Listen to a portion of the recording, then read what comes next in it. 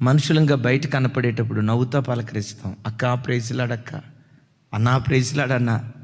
మనం నవ్వుతూ పలకరిస్తూ ఉంటే ఎదుటోళ్ళు అనుకుంటారు, అబ్బా ఎంత సంతోషంగా ఉన్నారా, వీళ్ళకి ఏ బాధ లేదనుకుంటా అన్నట్లుగా అనిపిస్తుంది.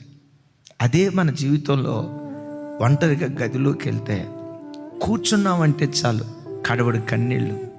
ఏంటి ప్రభా నా బ్రతికి ఎట్లయిపోయింది, ఏంటి ప్రభా నా పిల్లలు ఎట్లయిపోయారు, ఏంటి ప్రభా నా ఆరోగ్యం ఎట్లయిపోయింది, ఏంటి ప్రభా నా ఉద్యోగం ఎట్లయిపోయింది, ఏంటి ప్రభా నా వ్యాపారం ఎట్లా అయిపోయింది. ఏదో జీవితంలో కలలు కన్నానయ్యా, ఓ మంచి స్థితికి వెళ్తానని ఏవేవో కలలు కన్నానయ్యా, నా కలలన్నీ బ్రతుకులో కలలు అయిపోయాయని ఈ రాత్రి వాక్యం వింటున్న తమ్ముడా, నీ గుండెల్లో దుఃఖ సముద్రం గూడు కట్టుకుని ఉందేమో. నీ గుండెల్లో ఉన్న బాధ ఎవరితో పంచుకోవాలో అర్థం కాక, నీ హృదయ వేదన ఎవరితో పంచుకుంటే ఆ హృదయ భారం తీరిపోద్దో అర్థం కాక పిచ్చోడ్లాగా పిచ్చిదానిలాగా దిక్కులు పెక్కటిల్లేలాగా ఒకవేళ ఈ రాత్రి అల్లాడిపోతున్నావేమో.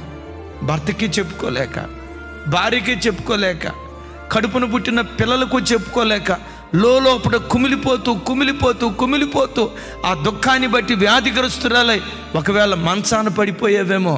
ఈ రాత్రి నేను ప్రకటించే ఈ దేవుడు దుఃఖ సముద్రాన్ని దాటింపచేసే దేవుడు, ఆ దుఃఖ సముద్రాన్ని అణిచివేయటానికి శక్తివంతుడైన దేవుడు.